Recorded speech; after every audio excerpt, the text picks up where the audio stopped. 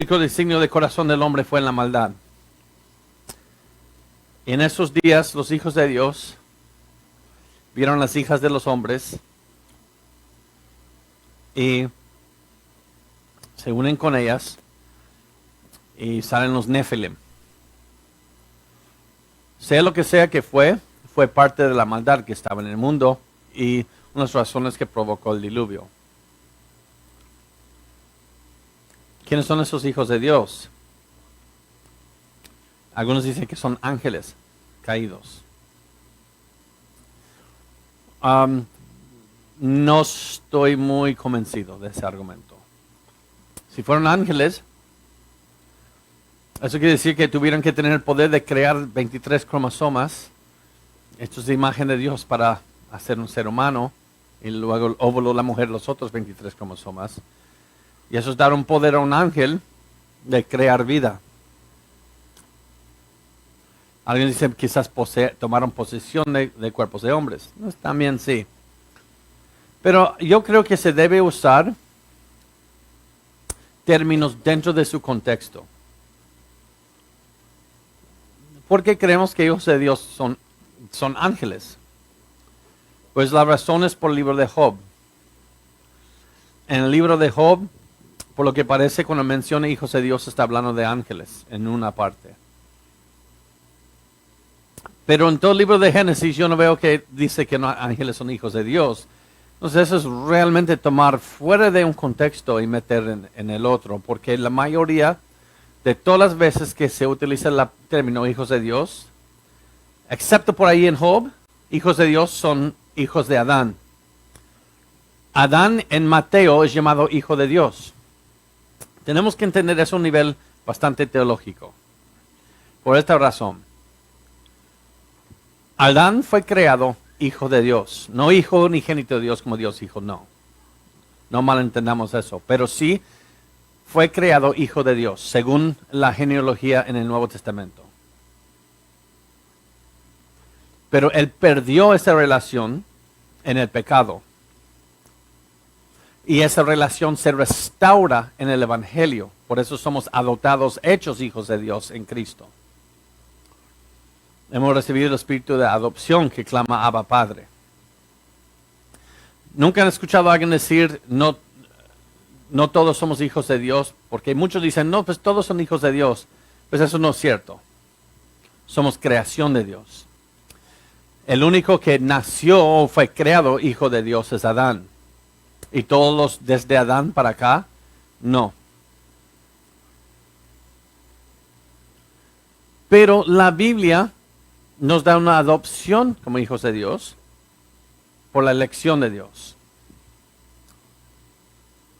Entonces, Adán es llamado hijo de Dios, Israel es llamado hijos de Dios por la elección. Los cristianos somos hechos hijos de Dios. Así que el tomar hijos de Dios de una parte en Job, que cuando explica ángeles, y decir que ahora en Génesis tiene que estar hablando de ángeles allí, me parece un poco, sí, muy forzado. ¿Qué es todo el punto de Génesis en esos capítulos? El punto es demostrar que Dios está cumpliendo la promesa de la simiente de la mujer. Porque después de la promesa de la simiente de la mujer, empieza a nombrar la genealogía que va en camino hacia Cristo, como la simiente de la mujer. Y ese es el linaje que son llamados hijos de Dios. Porque son los israelitas después. Acuérdense, Romanos 9:5 dice que Jesús, según la carne, viene de los patriarcas, quien es Dios sobre todas las cosas. Amén, ¿verdad? Así que Jesús, según la carne, viene de esos patriarcas, esa simiente, ese linaje mencionado en el Antiguo Testamento. Entonces, yo por el contexto me inclino hacia que los hijos de Dios es el linaje que se acaba de mencionar en Génesis 5, un capítulo antes de Génesis 6. Eso dio todo el contexto para decir, eso es el linaje que va hacia Cristo, que pasa a través de Set.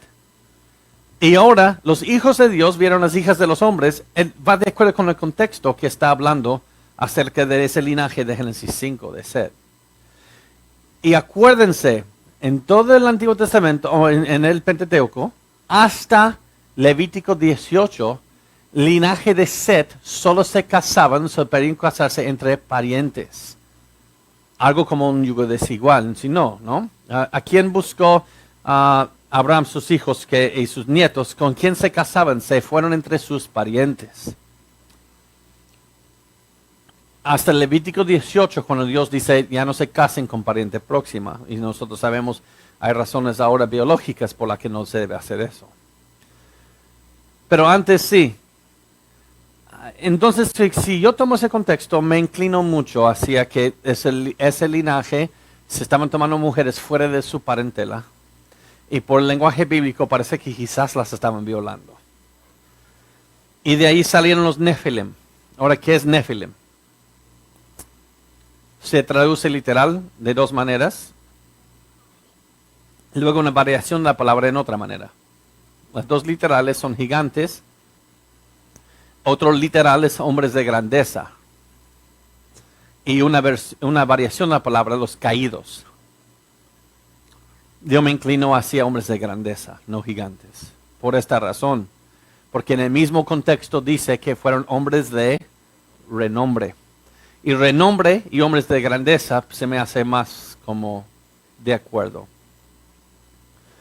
Ahora, hay unos buenos argumentos por otras cosas, así que no voy a ser dogmático allí. Pero ¿qué es lo que sí puedo saber por seguro allí? Por seguro. Que nadie va a frustrar los planes de Dios. El Salvador va a nacer de ese linaje. Todo el Antiguo Testamento va a mostrar a Dios preservando ese linaje y el simiente de la serpiente tratando de cortar ese linaje.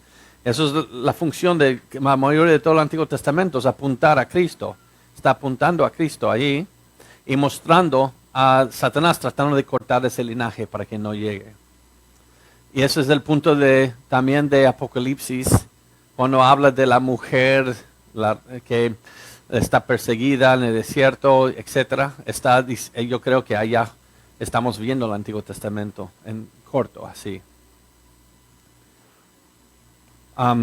Pero sea lo que sea que fueron, los Nefilim ya no viven después porque son destruidos en el diluvio. El linaje que va en camino a Cristo es lo que es la preservada a través de Noé y su familia. Pero muy buena pregunta. Se debe escribir artículos largos sobre eso porque se tiene que uno tomar en cuenta todas las posibilidades ahí. Pero lo que vamos a ver ahora, y les digo brevemente, vamos ahora a ver a la quinta C, que es Cristo, Jesús. Pues, ¿quién es Él según el mundo secular? Muy pocos todavía niegan su existencia.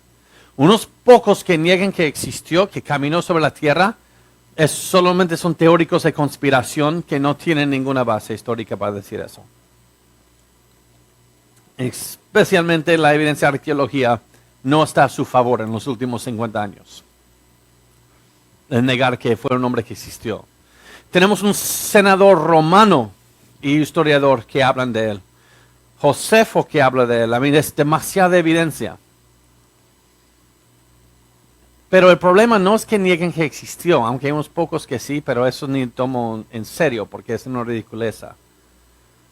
Sino, como dice Rafael Lataster, de la Fundación Richard Dawkins, el primer problema que encontramos al tratar de descubrir más sobre el Jesús histórico es la falta de primeras fuentes. No tenemos primeros escritos de su vida. Pero luego dice, sí hay primeras fuentes. Las primeras fuentes solo hacen referencia al Cristo claramente ficticio de la fe cristiana. Esta clase de argumentación es absurdo. Es absurdo. ¿Sabe lo que está diciendo aquí? No podemos saber quién fue Jesús porque no tenemos primeras fuentes. Ok, sí tenemos primeras fuentes, pero hablan del Cristo claramente ficticio de la fe cristiana. Ok, en otras palabras, no hay evidencia para decir quién es Jesús. Pues sí hay evidencia, pero la evidencia contradice lo que yo creo que quién fue Jesús hace 2000 años, así que no presto atención a la evidencia. Él no sería buen abogado. Porque si él ya concluyó que Jesús no es el Jesús de la Biblia, entonces él está rechazando la evidencia que contradice su premisa. No hay evidencia de que mi cliente asesinó al señor Smith. Pues sí hay evidencia, pero la evidencia apunta a que lo asesinó, por eso no lo puedo tomar en cuenta. Es lo que está diciendo, es exactamente lo que está diciendo aquí. Sino el Jesús de la Biblia es muy interesante. Ahora, al final hoy les voy a hablar un poco acerca de él y voy a entrar un poco más profundo para terminar, pero por ahora solo les voy a decir esto. Hay mucha confusión acerca de Cristo.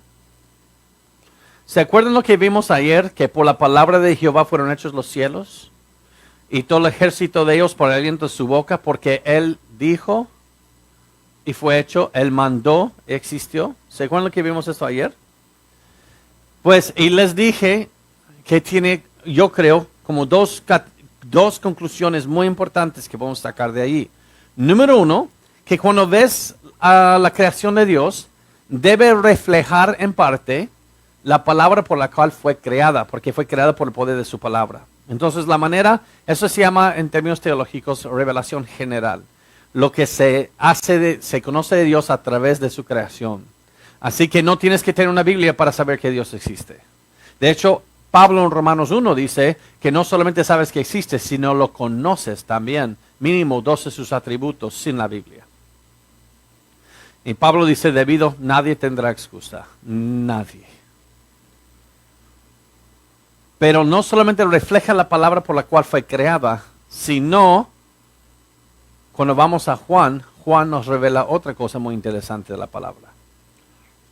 Juan está parafraseando al Génesis 1, cuando dice en el principio. ¿Y cómo empieza Génesis 1? En el principio. Ya era o ya existía el Logos.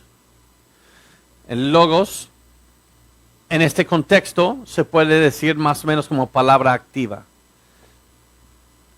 ¿Por qué dice verbo en español? Porque la palabra Logos se tradujo al latín, en la Vulgata latina, verbum, y de verbum a verbo. Pero en muchas Biblias se traduce palabra o palabra activa. Yo creo que palabra activa es la manera más clara de entender esta palabra. Y la palabra activa o logos era pros Dios. No solamente con él como hola, ¿cómo estás? Pros Dios, cara a cara por decir. Y eso habla de la relación. Está relacionado por la eternidad con el Padre, Dios Padre. Entonces, esta palabra activa es eterna porque existe desde antes del principio de tiempo y la creación. Y está pros Dios en relación con Dios el Padre. ¿Y cómo sé eso? Porque luego dice aquí, y Dios era el verbo. Eso es el orden en griego. Primero pone Dios y eso es para enfatizar, se pone en griego primero para enfatizar la identidad. Y Dios era el Logos, la palabra activa. Eso es muy importante entender, porque si hablas con un testigo de Jehová, te van a decir, y el verbo era un Dios, o la palabra era un Dios. Y ponen lo que se llama lo indefinido aquí, el artículo indefinido, un Dios. Y dicen, la razón que ponen un Dios, como si Jesús es un Dios menor, es porque no está el artículo definido, jo, o el Dios.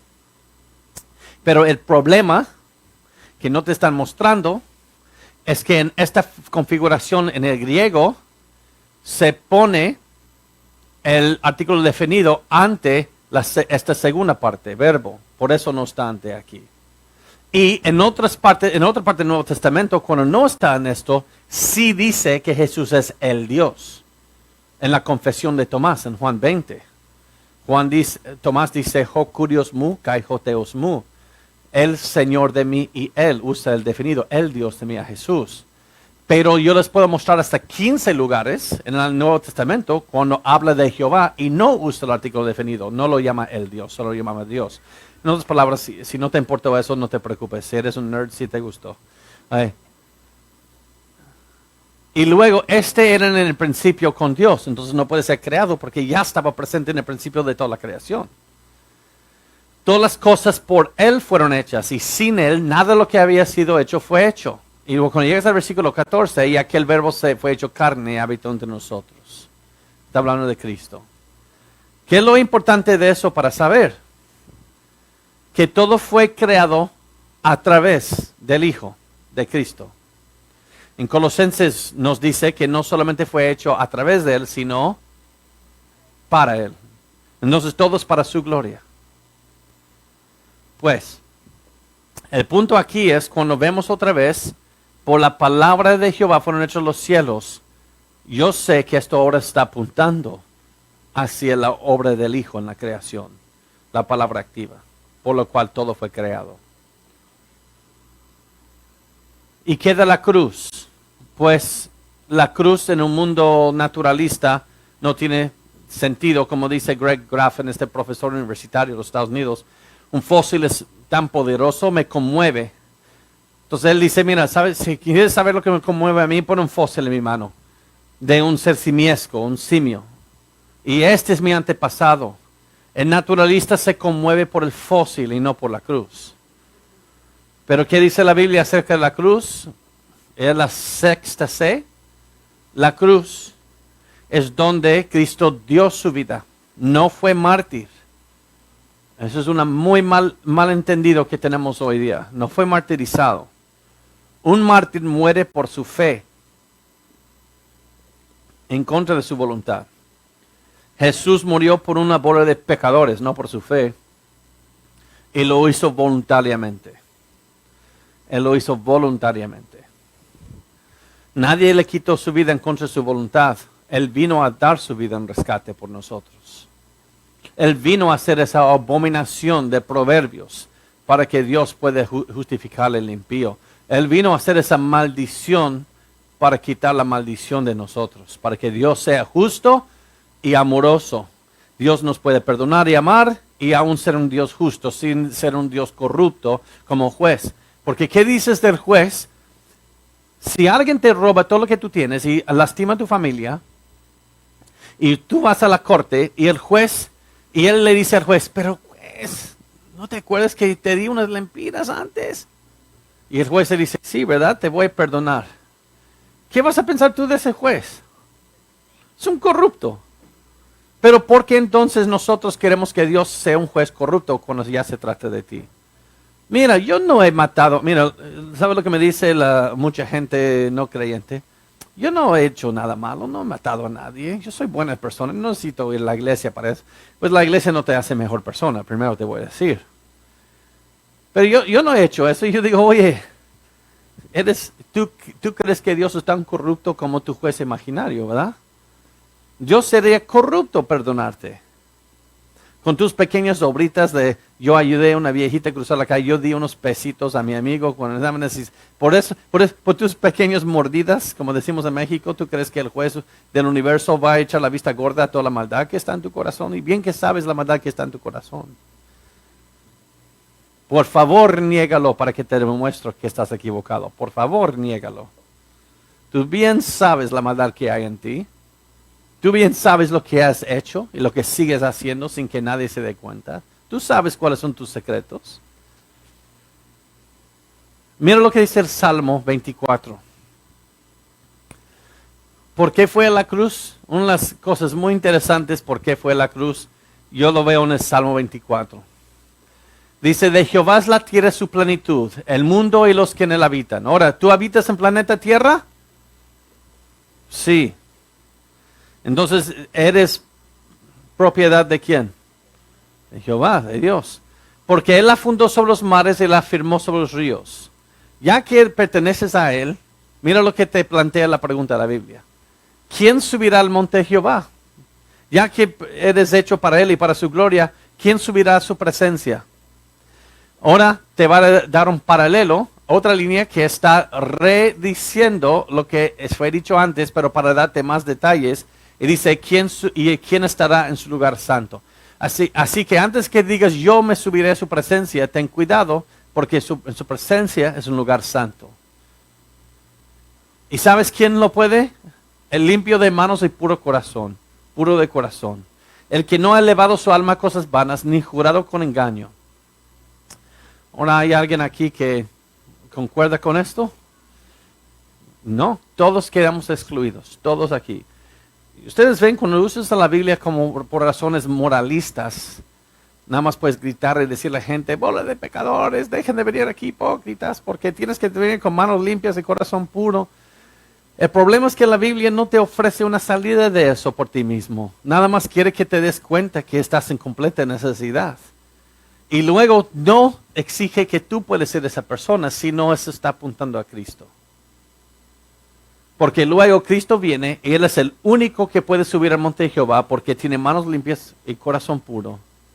Y en vez de subir al monte de Jehová, a la presencia del Padre, Él sube al monte del Calvario, de la muerte. Y Él toma sobre sí mismo la pena de tu pecado y mi pecado. Ahora para que Él nos puede dar a través de Cristo la fe en Él, la justicia de Dios, para que ahora puedes tener las manos limpias de corazón puro, dado a ti como un regalo, para que ahora tú y yo podemos, en vez de subir al monte de la muerte, donde subió Cristo, podemos subir al monte de Jehová y adorarlo. Es un gran intercambio que te ofrece, por eso tenemos esperanza. En un mundo naturalista no tienes esperanza, porque al final del Big Bang es la muerte térmica. Aquí está el Big Bang o la inflación cósmica, miles de millones de años suceden, pasan, y luego toda la energía utilizable del universo se va a agotar. Así que come bebé porque mañana vas a morir y vas a terminar haciendo esto. Completamente ausente de energía para la vida, se va a acabar. Vamos hacia la completa nada, una inflación cósmica. Como dijo Richard Dawkins, no se engañe de que vas a vivir de nuevo después que estés muerto, no va a suceder. Así que aprovecha al máximo que la vida que tienes. Solo vive al máximo porque te vas a morir. Pero la Biblia ofrece totalmente otra cosa a ti y a mí hoy. Que Cristo no solamente murió en mi lugar, sino resucitó de entre los muertos. Es muy interesante leer los escritos de personas escépticas de la resurrección. Muy pocos niegan que la gente estaba convencido de eso. Casi todos dicen que, incluso los escépticos, al menos había mucha gente convencida que se había resucitado.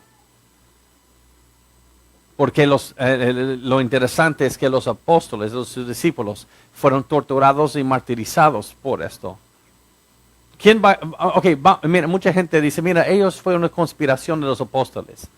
¿Nunca has escuchado eso? Ok, mira, ese es el plan que vamos a tener. Los 12 aquí, o 11, luego el 12, y luego Pablo, 13, ya perdimos uno, se colgó. Vamos a hacer un plan. ¿Cómo ves esta idea? Para éxito, vamos a decir que Jesús resucitó entre los muertos. Y luego vamos a ser torturados y asesinados a todos. ¿Cómo ven? Hasta la muerte. Aleluya. Porque algunos dicen, porque mira, yo sé que alguien está pensando aquí, pero los musulmanes también se dejan explotar por esas cosas. Sí, pero los musulmanes están haciendo eso 2000 años después de Cristo y 1300 años después de Mahoma. Ellos están engañados. Ellos no saben si es verdad o no. Pero los discípulos sí supieron si de acuerdo o no que resucitó. ¿Me entienden ese punto?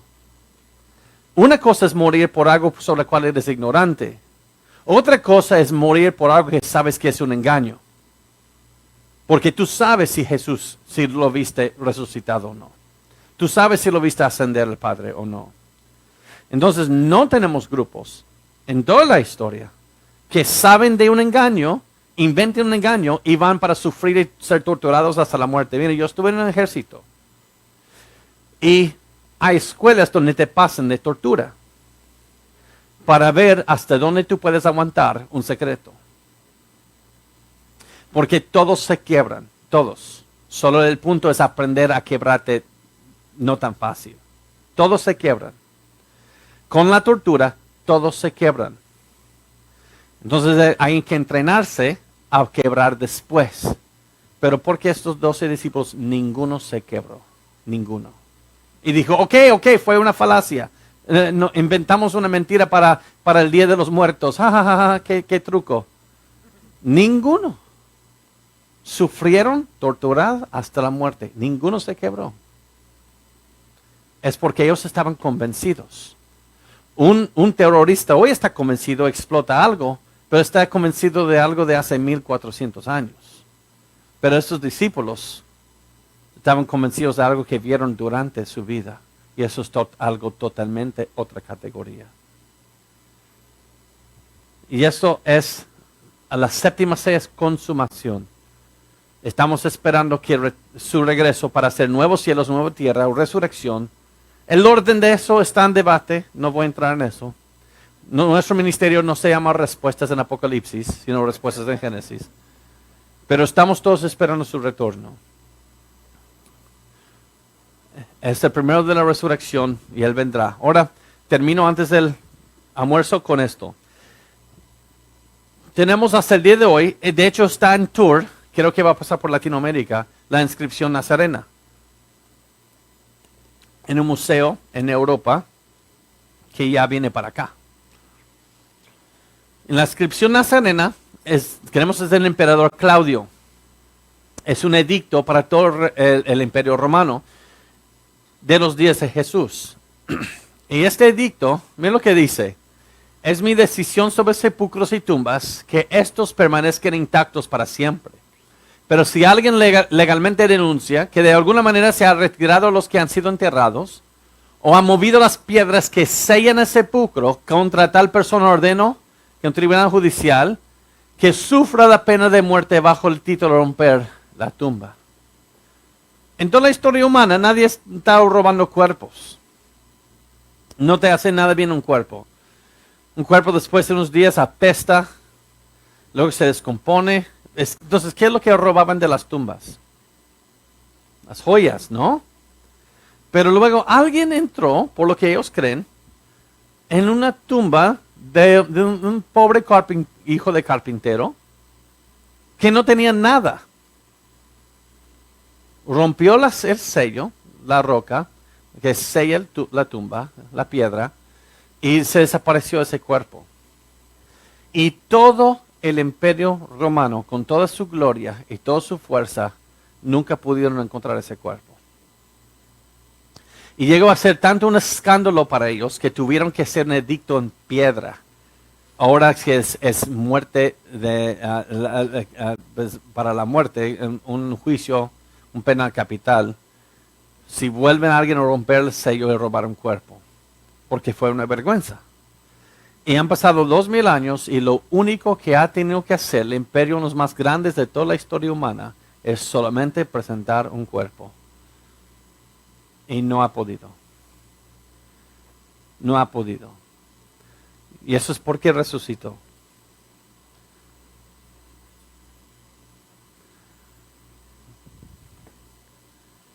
Ahora, ¿eso es suficiente para convencer a alguien que sea cristiano? No.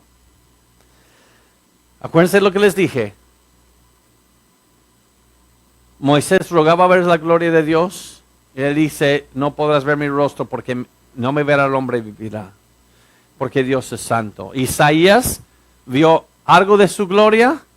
Y al ver eso, los serafines cantaban, santo, santo, santo, Jehová de los ejércitos, toda la tierra está llena de su gloria. Es muy interesante que no dice llena de su santidad. Piper dice acerca de esto, ¿por qué el profeta no dijo santo, santo, santo, Jehová de los ejércitos? Toda la tierra está llena de su santidad. Mi sugerencia es que la gloria de Dios es la santidad de Dios puesta en exhibición. Con la santidad de Dios brilla en la creación, se llama la gloria de Dios. Les tengo que decir algo en esta tarde para que lo vayan pensando en el almuerzo.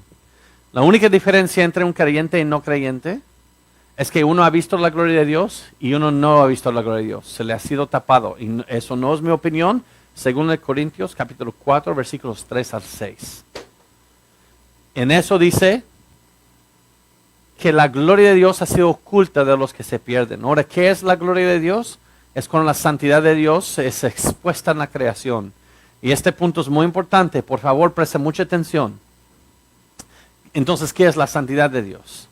Realmente apunta hacia la unicidad de Dios. Dios es único. Nosotros usamos la palabra unicidad o único de manera muy relativa.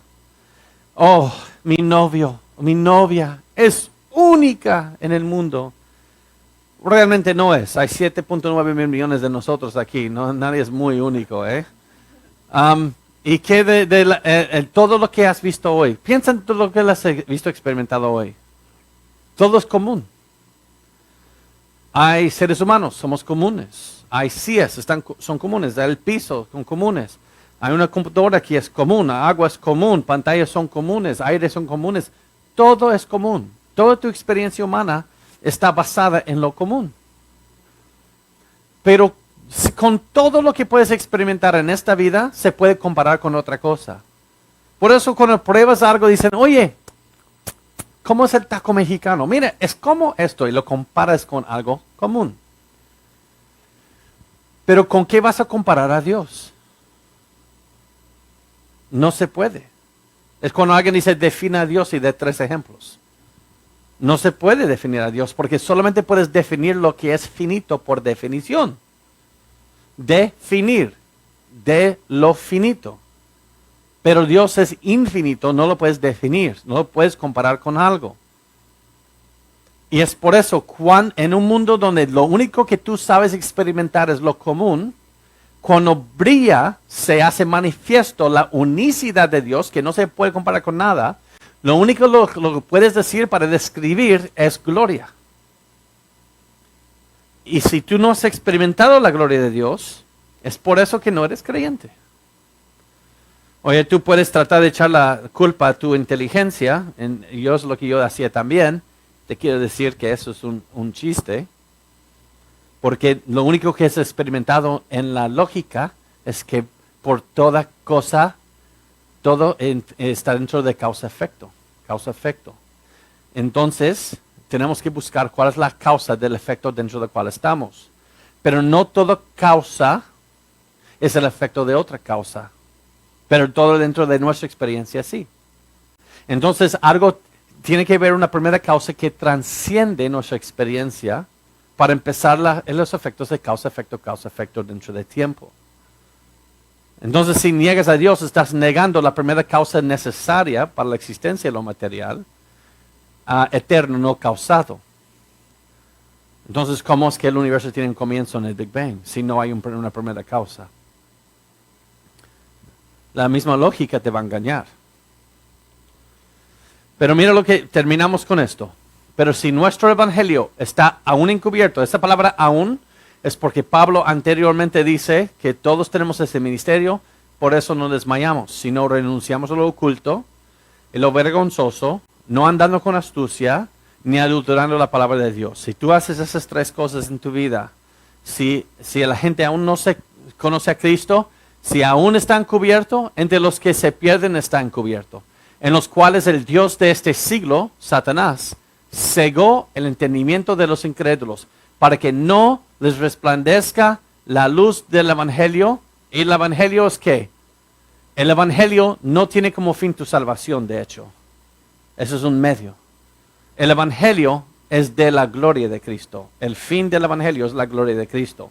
Un medio del Evangelio es tu salvación, el cual es la imagen de Dios. Esa gloria de Cristo, el Evangelio de eso, que se vuelve a entrar esa gloria a la creación, a ver la unicidad de Dios a través de Cristo, no se te ha alumbrado todavía estás ciego a eso. Pero, mira lo que dice aquí en el versículo 6, porque Dios que mandó que de las tinieblas resplandeciese la luz, está hablando de Génesis 1:3, cuando estuvo en las tinieblas sobre la faz del abismo y dijo Dios sea la luz. Es el que resplandeció en nuestros corazones para iluminación del conocimiento de la gloria de Dios. ¿Dónde? en la faz de Cristo. Por eso predicamos a Cristo y el crucificado, porque es la única manera que tú puedes ver la gloria de Dios para ser iluminado, para la salvación, solamente en la faz de Cristo. Jonathan Edwards dijo, la mente asciende a la verdad del Evangelio solamente a través de un paso en específico, y es su gloria divina. A menos que un hombre pueda llegar a una razonable, sólida persuasión y convicción de la verdad del Evangelio por las evidencias internas de ella, o sea, el mismo texto de la Biblia. En otras palabras, no hay ninguna evidencia que te puedo dar que te puede cambiar el corazón, fuera de la Biblia. La misma palabra de Dios es lo que te demuestra la gloria de Cristo. En la manera que se ha hablado, así en su contexto, a saber por la vista de su gloria, ¿cómo ves la gloria de Dios? Cristo revelado en las Escrituras. Sería imposible que aquellos que son analfabetos y no conocen la historia tengan una convicción completa y efectiva del todo. Así que Dios salva a inalfabetos y a profesionales y eruditos de la misma manera. Y todo es a través de una vista de la gloria de Cristo. Puede que no estés de acuerdo, puede que no te guste. A mí no me gustó.